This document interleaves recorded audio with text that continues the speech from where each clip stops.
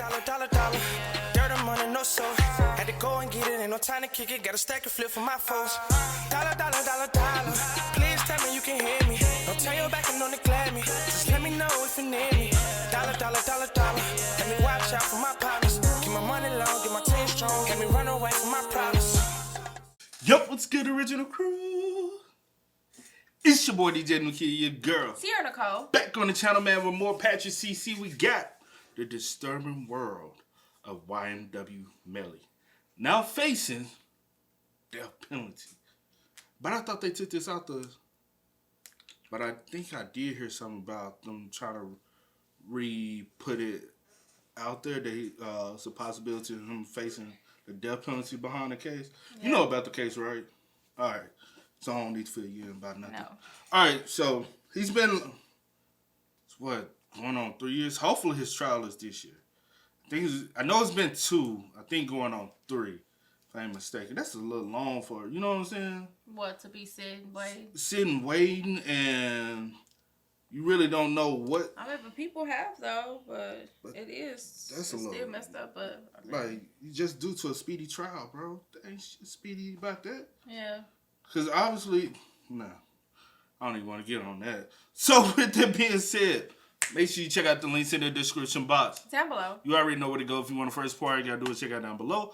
Also, if you enjoyed today's video, liking it with a thumbs up. Facts. Let's go. Let's check it out. Let's see what Patrick CC got to talk about, man. Let's go. YNW Melly has been in jail for the last 1,438 days. For 4 years, the world has been wondering if the rapper is in fact guilty of premeditated... Oh, he said how long? Let me see. Hold on, y'all. Sorry.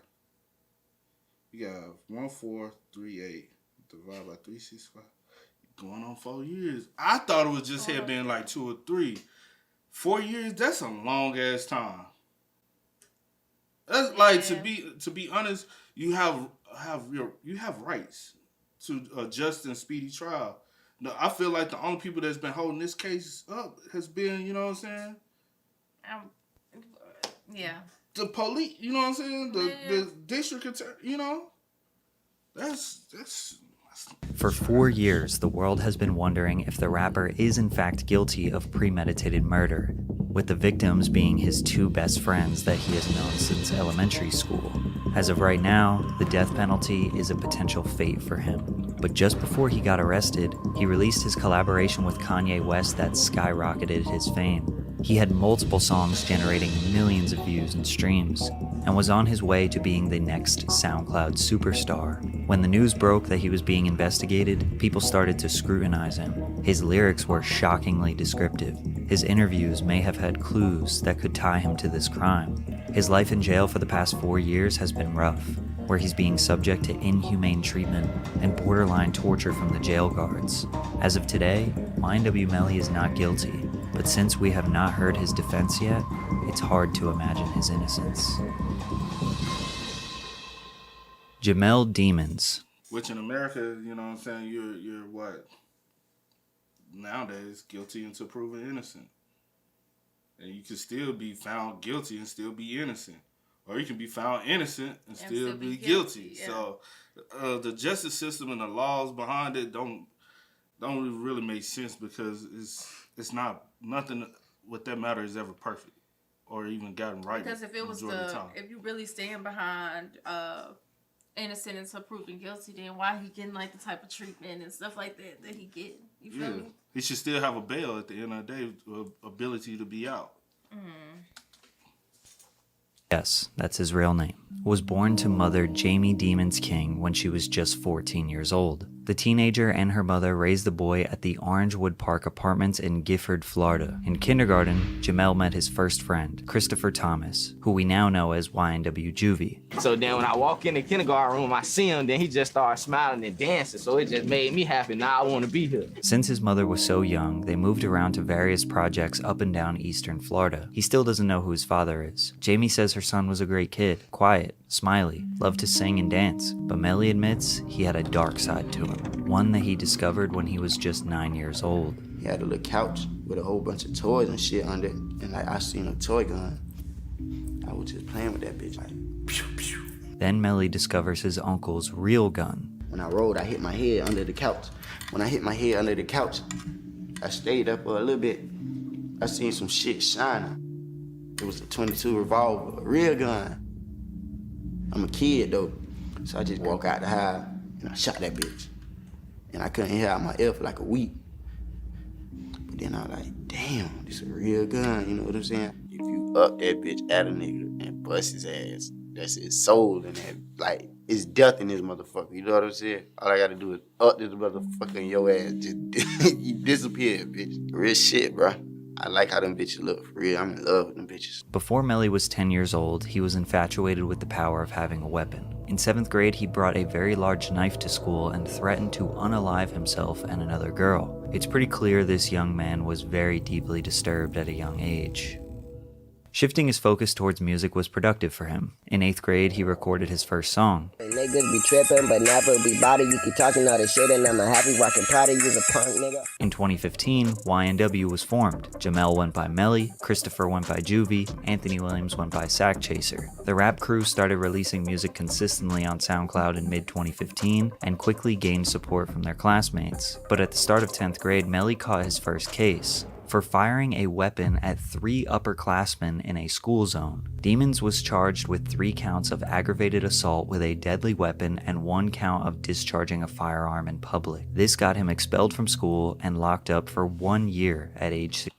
I ain't gonna lie. This is gonna be a hard case. I ain't gonna lie, as a lawyer, this is a hard case to beat. Reason why is too much like evidence to tie to the fact that he's capable of doing this. They gonna try to open up all the interviews he ever had. Everything. Try to use song lyrics if that's able. I'm not sure every state. I know California ruled against it, but you know, in Atlanta with the Young Thug case, they trying to use the rap lyrics. So each his own. That could be different. Then you got his criminal history. The things that he has done, and the things he's had openly stated that he has done, being braggadocious about it, saying I love guns, I play with guns. Like you gotta tread lightly with anything, because anything can be used against you. And some people, I understand you have a gun collection. You know what I'm saying? People play with guns, but they go to the gun range, or if you're in the country, you got your own home gun range. You know what I'm saying? But tread lightly what you say out in public, because people will use that against you. Yeah. So, and then you want to argue, but they like, hey, but we got you saying this, we got you posted this. Yeah. The argument is none. It's none. It was during this time that Melly decided to take his music career very seriously, so he got to work. I just thought sometime I'll be home soon. It won't be long, I promise. I will be okay. Clearly, Melly had a gift. He has a very unique, raspy yet deep cadence and naturally knows how to control his pitch. He spent his days behind bars writing love songs and murder ballads. Girl, you know I love it when I'm next to you. Riding through the 772. When he got released around October of 2016, he released his track 772 Love, which gained a lot of local support and some online buzz. He then previewed another track that he wrote behind bars that would end up changing his life. I ain't get to roll no weed. I ain't get to roll no switches. I was locked up on Christmas. I ain't get to see my niggas. Melly knew this track, Murder on My Mind, was going to be a big one. He eventually recorded the song on a whole new beat with a faster tempo and released it in March of 2017. This is where Melly started taking his social media presence very seriously, focusing on Twitter, Instagram, and YouTube. Since he was on parole from his previous bid, the judge actually used this song as a violation of his parole because of its detailed lyrics of Melly fantasizing about murdering people, and thus he got locked up again. Now, using song lyrics to incriminate that's crazy. So I guess that can get wow. There go your answer.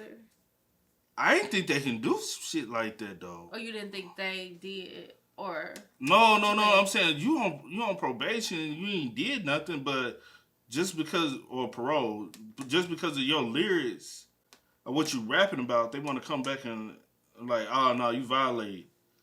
Like, how am I violating by rapping? That's crazy. Is it the?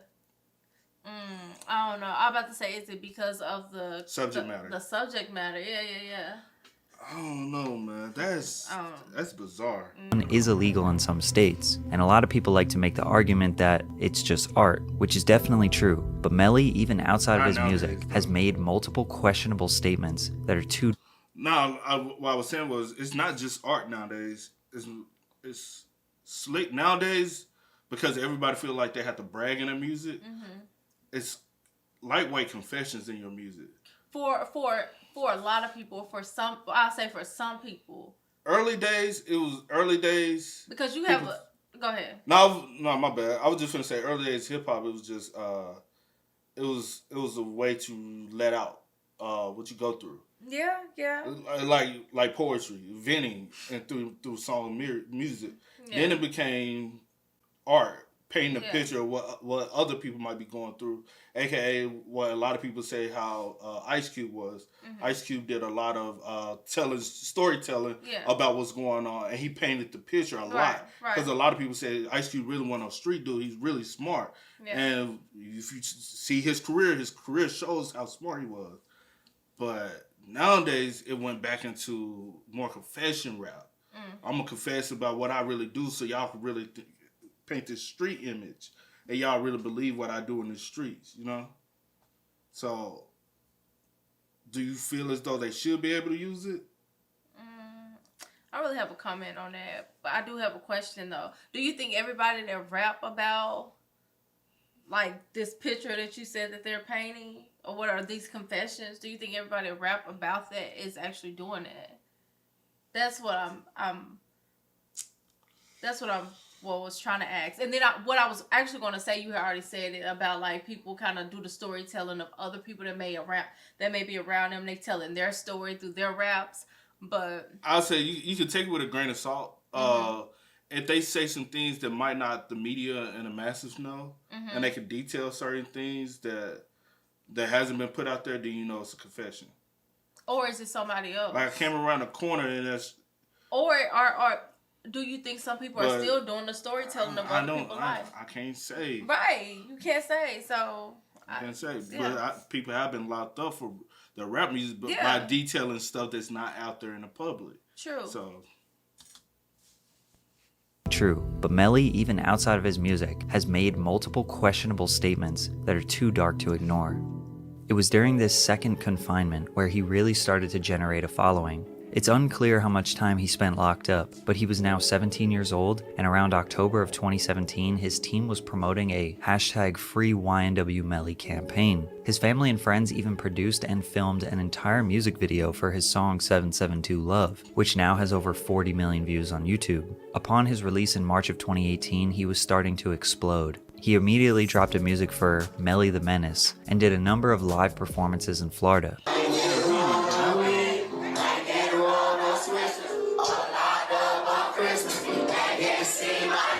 His fame was leveling up. He released Blue Balenciagas, which would go on to do 70 million views, released a track called Butter Pecan, and he was traveling around the country and enjoying his freedom. All the while, Murder on My Mind was generating millions of views, and rap fans around the world were catching on to the YNW Melly wave. In fact, a lot of artists like Young Thug, Lil Durk, T Grizzly, and Uzi were big fans of Melly before most other normal fans caught on. He was a lot of artists' favorite artist. Right after his 18th birthday, he got arrested again for possession of marijuana, possession of weapon or ammunition by a convicted felon, and drug paraphernalia. Cortland Henry, aka YNW Bortland, Melly's longtime friend, was also arrested for possession of a weapon or ammunition by a convicted felon. They both posted bonds and were released the following day. With Murder on My Mind exploding, it was time for him to record a music video, and it's too graphic for me to even show. But he visually depicts the aftermath of a crime scene where he shot a friend and the friend slowly dies in his arms.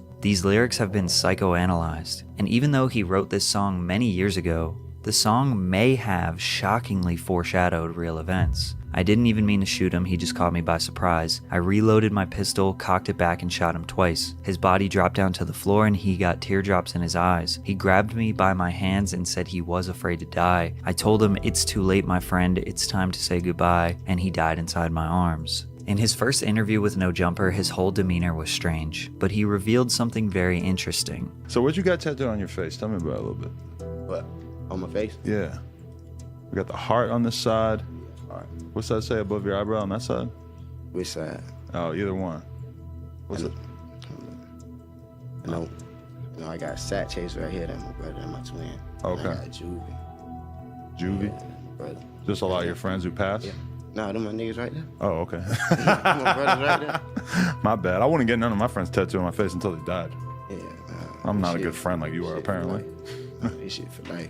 So Melly has his two best friends' name tattooed on his face. These types of tattoos are usually to commemorate lost ones, but in this case, they are alive and well for now. As Melly was finishing up his album We All Shine, one of That is kind of crazy though, like, cause most tattoos that's in, I don't know, each generation is different, especially when it comes down to hip hop and urban culture.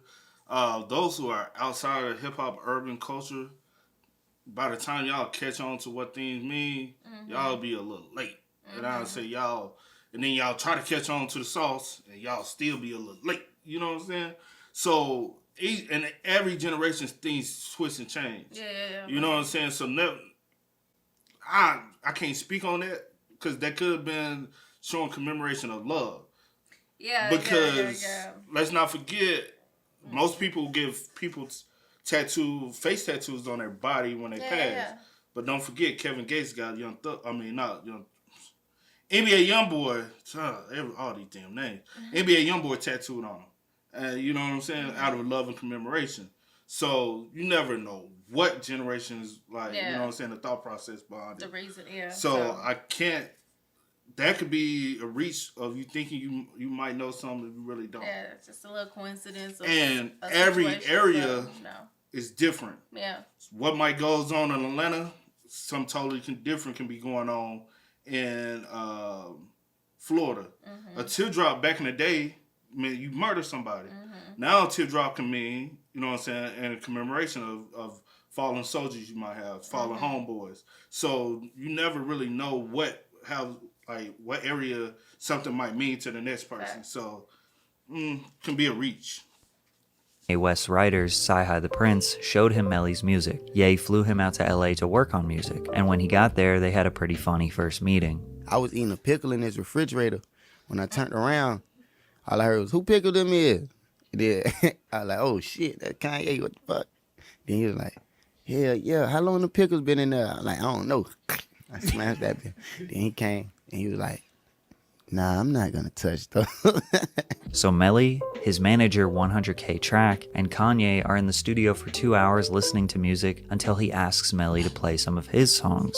And this is what happened. Then we play Mixed Personalities, and he goes crazy. He's like, "Bruh, this is me. This is Ye. This is Kanye. This is Yeezy. This is me." And he's like, I'm like, damn. So me and Melly looking at each other like, damn, he fuck with it. He like, "Bruh, I want to jump on this. This is me. This is Yeezy." He said, "I want to jump on this." But then after I told him no, he was like, "Damn, why?" I was like, "Because we about to drop it. We in the process." He's like, "Bruh, whatever I got to do, I'll get it done, like, to be on the record, like, because this is really me, like, I'm feeling a connection to it." Kanye resonated with the Mixed Personalities track, most likely because of his struggles with bipolar disorder, which Melly also admits he has been diagnosed with bipolar disorder. They came together, filmed a music video with Cole Bennett, and it would ultimately get released. This is only the second SoundCloud artist that Ye collaborated with, before Donda. The other one was Lil Pump. So Melly just secured a ticket to... I didn't know YNW Melly was diagnosed with bipolar disorder. I didn't know that. I wonder has he ever got tested for other things as well. Because if so, that could be also what might have caused him to do some of the things he has done in the past.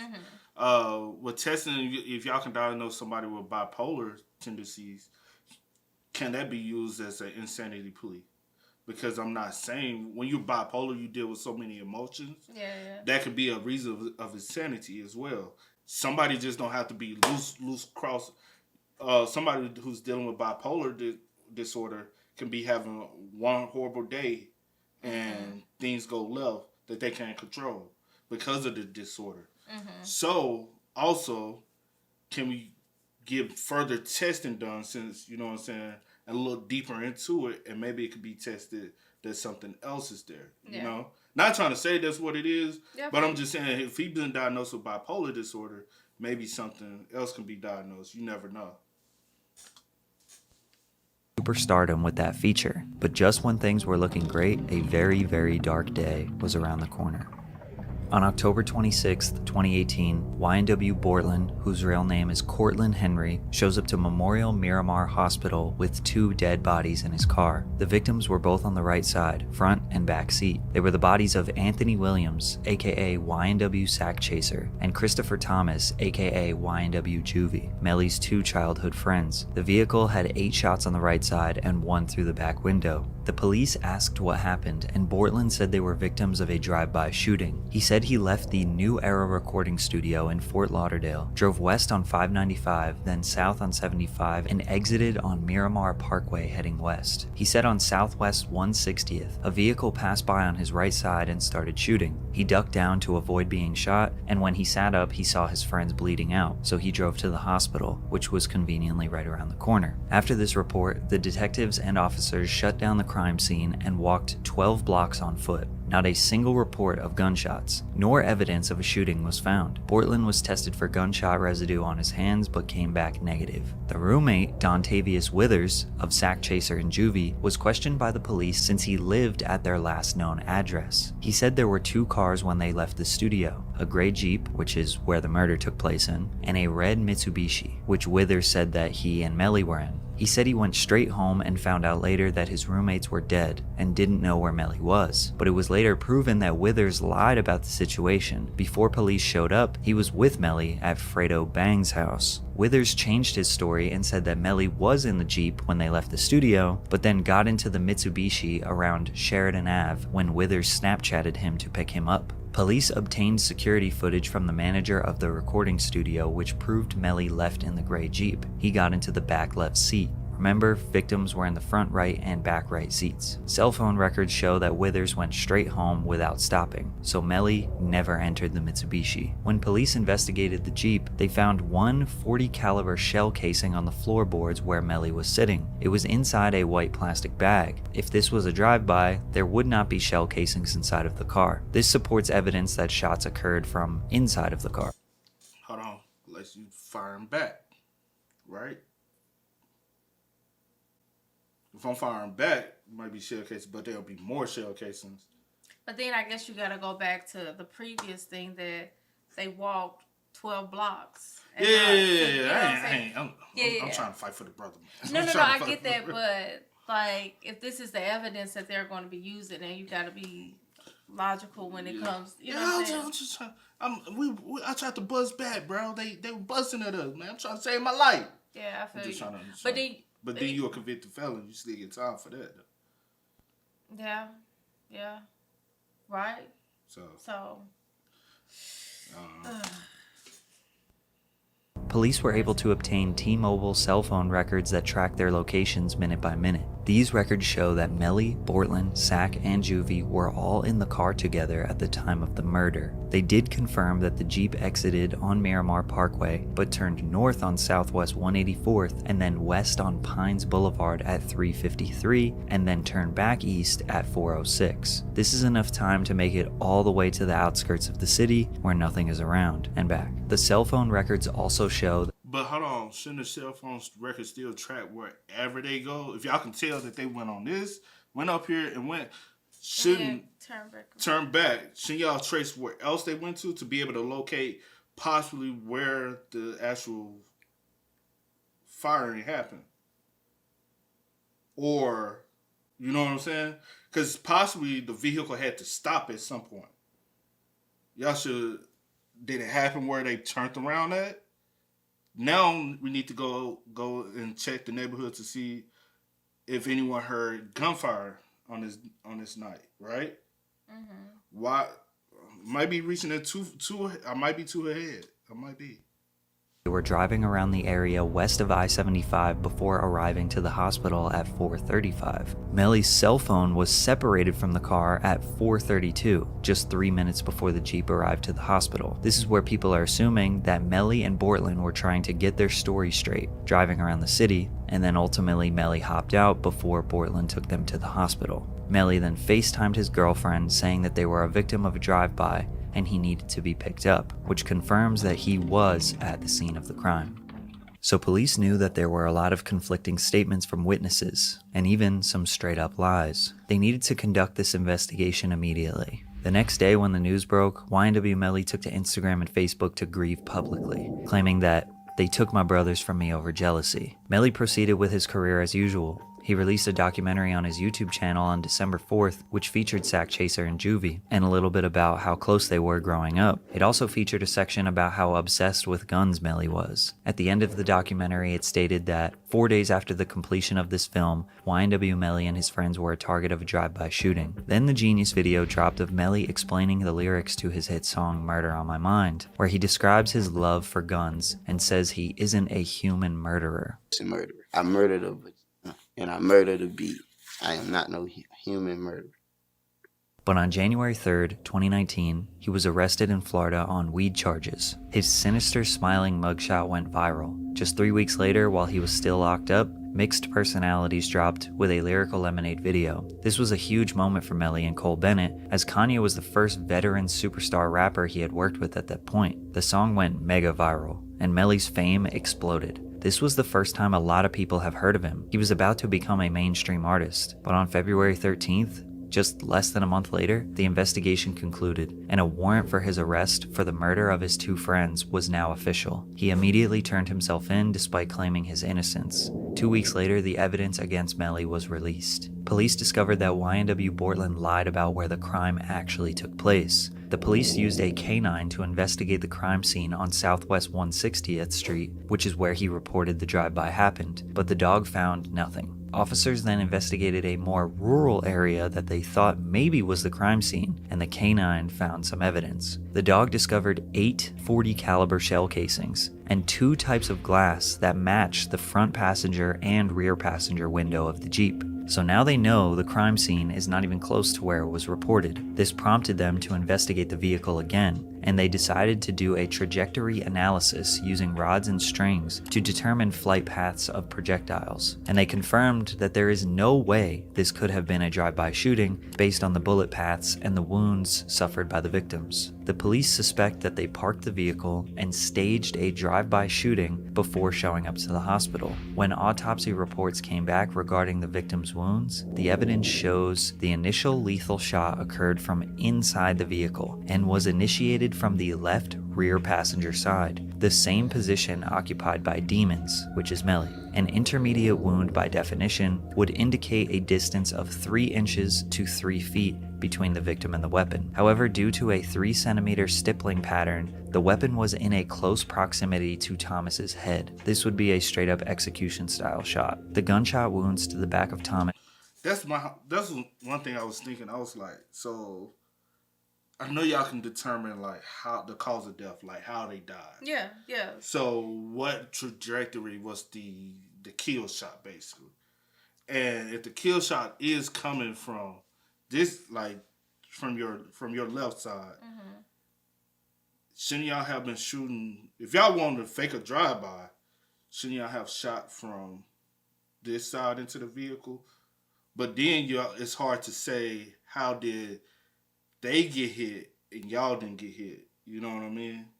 Right, and the questions that you asking too, people that don't understand or know that, they not even thinking to do that. Yeah. You know what I'm saying? Yeah. Like they on this side, so we gotta make it look like the bullets are coming from this side. But they not thinking that you gotta understand that they can determine exactly where the gunshots were coming from and which one was the fatal shot. You know what I'm saying? Or whatever the case may be. You know what I'm trying to say? But yeah.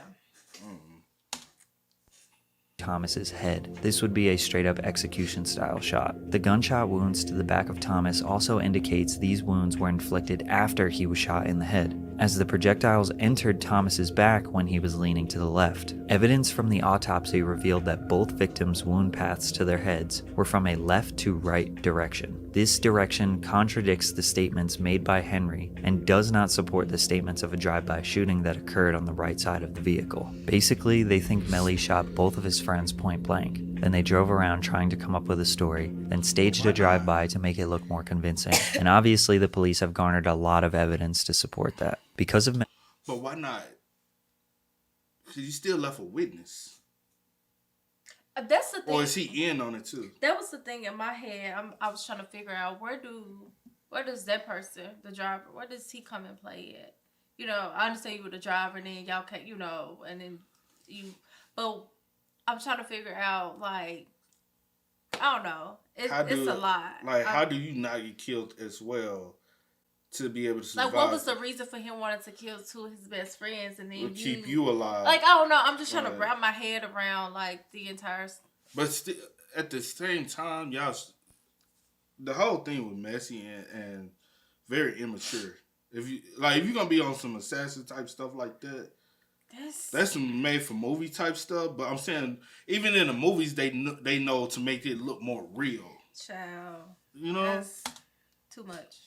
Music about guns, murder, and admitting to having another personality, Melvin, who is reckless, unpredictable, and willing to kill, he hasn't exactly made himself seem like the most innocent man in the world. Most of his fans claim that this is just art. It's too common for rappers to make songs that glorify violence, gang activity, and all kinds of heinous crimes. This is all just for entertainment, and Melly is actually a good person. And when it comes to the music, it's hard to accuse someone of crimes based on that, but I think we can all agree some of his interviews and candid remarks about his alter ego Melvin make him look very suspicious. Plus, surely someone wouldn't kill their best friends, right? Well, there's absolutely nothing that indicates Melly had any beef or bad blood with Juvie, who he has known since kindergarten. However, with Sack Chaser, there is some suspicion. A video surfaced on the internet of Melly's mother saying this: "Don't ever try to come for me. Cause I don't even play them type of games. Like, what the fuck you got that I ain't got? Oh, you threaten me with your little gun? Bitch, I got big guns." So she said Sack Chaser threatened her with a gun and also said that she has bigger guns. She was also in one of Melly's videos holding a Draco. So we can indicate from these that she might be into a more dangerous lifestyle than most mothers. Or maybe she was just being emotional on camera. Either way, she may have just gave the judge a reason to believe that there was a beef between Melly's mom and Sack Chaser, and that Melly would most likely defend his mother. Other than that, there isn't any strong intent for him to kill his friends, which is very important because they're trying to accuse him of premeditated murder. There are tons of rumors. Because the premeditated is death penalty in this situation. He did it because, you're always innocent to proven guilty. But can you actually determine if it was premeditated if you have nothing else besides if that's what y'all trying to go off of? Yeah, I get that, but premeditated, that's what I'm saying. Can that stick? Because you don't know if an argument broke out in a car. Like, you know what I'm saying? Like, you don't know. And that's the reason why they're trying to say is that the motive? Because then that would be premeditated plotting. But if an argument was happening in a car, it's not premeditated murder. Won't be considered. Then that's second degree murder, and you can still possibly get life with that. So I mean, yeah. Either way, but I'm just saying. Now we're trying to play the card of, do we get the death penalty or do we just get time? Or just time, yeah. So I'm trying to go just do the time. I ain't trying. Yeah, I feel you. Yeah. That's a hard case. With very little or no evidence at all. Rumors that Sack Chaser was supposed to get $200,000 when Melly signed and he didn't want to pay him. Rumors that Sack Chaser got into a fight with Melly one time and knocked him out. Even rumors that Melly and Sack Chaser were in an intimate relationship and there was jealousy. There's an alleged video of Melly admitting to the murder, but it was just him singing Kevin Gates lyrics. There's a message he sent to a random Instagram account the night of the murder that says, "I did that," but with no context provided. But again, all rumors and very low evidence. It seems like the prosecutors have an extremely weak case. There is no confirmed murder weapon, and there is no intent. So to charge someone for first-degree premeditated murder and seeking the death penalty, they need a very strong case. Also, keep in mind we have no idea what Melly's defense is going to be. 4 years later, and we still have only heard one side of the story. And since Melly has been locked up, his life has been rough. He pled not guilty in March of 2019. The next month, they announced that they were seeking the death penalty. He announced in June that he would be home soon, and was seen in court smiling. Melly vs. Melvin was his third studio album released while he was locked up, which eventually goes gold, and it spent 31 weeks on the Billboard 200 albums chart. Then in March of 2020, he's seen smiling in court again. In April, he tested positive for COVID-19. He'll be filing a motion for restricted release in hopes of better care due to any jails not being prepared to treat this new virus. He hopes for your support and to recover soon. Pray for Melly, send positive energy to him please. Despite his health, he was allegedly involved in several fights with inmates, guards, alongside inmates, etc., causing him to lose his privileges and send him to solitary confinement for 70 days. Then YNW Bortland was granted house arrest, which is extremely uncommon for someone to get released, facing the severity of these charges. His team released another and that's what made it weird to me is I did see that he had gave him house arrest and let him out. Basically bail out. Mm-hmm. And I'm like, they gave him a bond. And I was like, that's his co-defender. He gets a bond. Mm-hmm. Now it kind of makes y'all case look a little weaker than what y'all thought. Or he's going to be a key witness. Because if that's the case. Because soon he said that. Because I didn't hear that information. I never heard that. I've been heard that. Yeah, I did. Because I kind of. You don't follow it as much as I do. Yeah, I knew about it, all of the other information, but I didn't know about that. But yeah, that's soon he said that. I was like, that made my head. My brain went straight to that. Taking a stand. But who knows? Yeah. Uncommon for someone to get released, facing the severity of these charges. His team released another project in 2021, Just a Matter of Slime, which had an insane list of features, trying to hold on to the audience that is still there to support him. His physical condition got worse when it was reported that he had an abscess in his lower jaw, which is a bad chronic infection because of his diamond implants. He was denied dentist visits, a regular toothbrush or floss because they can be used as weapons. People suspected that the jail are trying to torture and break him down while he awaits this trial. In March of 2022, he filed for a speedy trial and was granted it. We thought we were going to get the answers, then it was pushed back a month, then another, and ultimately postponed indefinitely in May of 2022 after his own defense decided to rescind their speedy trial notion. There was another report that an inmate snitched on him and said he had shanks and pipe bombs in his cell, and he was trying to escape. But when they investigated, there was nothing. However, they did find weapons in someone else's cell close to him, so they were trying to pin it on Melly. At the end of 2022, he had made multiple long posts on his Instagram begging for help, citing specific officers that are abusing their powers, mistreating him, revoking his phone access, only letting him out of his cell for 1 hour a day, watching his every move, threatening to beat him up, and making sure his family never hears from him,